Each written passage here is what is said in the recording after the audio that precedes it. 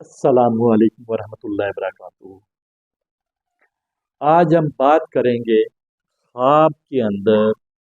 پیشاب کرنا۔ اچھا، ایک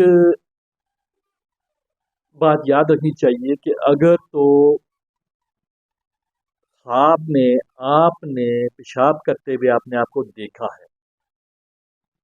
اور حقیقت میں بھی آپ کے کپڑوں میں پیشاب نکل چکا ہے یا نکلنے والا تھا، تو اس خواب کی تعبیر نہیں ہوگی۔ یہ کیونکہ یہ ہمارے جسم کے ساتھ ہونے والے ایک عمل کی طرف اشارہ تھا اور وہ سگنل تھے، اور اکثریت میں ایسے بچوں میں یہ خواب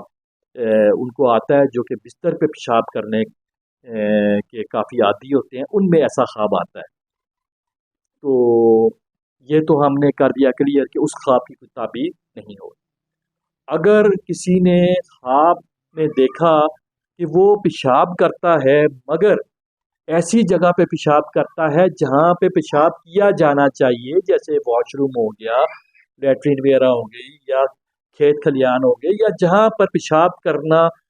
سمجھ میں آتا ہے کہ یہاں پر پیشاب کیا جاتا ہے نارمل حالات میں بھی، تو یہ رزق حلال کی طرف اشارہ ہے کہ اس کو اللہ نے رزق حلال دینا ہے۔ اگر کوئی شخص ایسا خواب دیکھتا ہے کہ وہ پیشاب کرتا ہے اور وہ پیشاب ایسی جگہ پہ کرتا ہے جہاں پر پیشاب کرنا جائز نہیں ہے، جیسے گھر کے اندر پیشاب کرنا یا اور جگہوں پہ، تو اس کا مطلب پھر یہ ہوگا کہ اس کو غم و اندوہ پہنچے گا، اس کا نقصان ہوگا۔ اور اگر کوئی شخص پیشاب کر رہا ہے اور پیشاب اس انداز میں کر رہا ہے کہ اس پیشاب کے چھینٹیں واپس اس کے کپڑوں پہ پڑ رہی ہیں اور اس کے کپڑے پلید ہو رہے ہیں، تو اس کا مطلب یہ ہوگا کہ اس کو دنیاوی لحاظ سے تو وہ مال کا اس کا نقصان ہوگا، اس کا کوئی نہ کوئی مالی طور پہ اس کو نقصان پہنچے گا، مگر اس کو آخرت میں بھی کہیں نہ کہیں کسی نہ کسی معاملے کے اندر سزا کی طرف اشارہ ہے۔ اسی طرح خواب کے اندر پیشاب اگر وہ کرتا ہے، پیشاب کے اندر اگر اس کو خون آتا ہے تو یہ اس کا مال ضائع ہونے کی طرف اشارہ ہے، اور اگر اس میں پیپ آتی ہے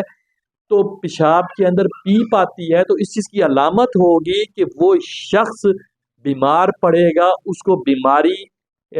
لگے گی اور کوئی نہ کوئی ایسا مرض لاحق ہوگا جس سے وہ پشیمان ہوگا۔ تو اسی طرح خواب کے اندر پیشاب کرنے کی اور بھی کچھ علامات ہوتی ہیں۔ یہ وہ علامات ہے جو ابن سیرین رحمہ اللہ کی تعبیر رویا سے ہم نے آپ کو بیان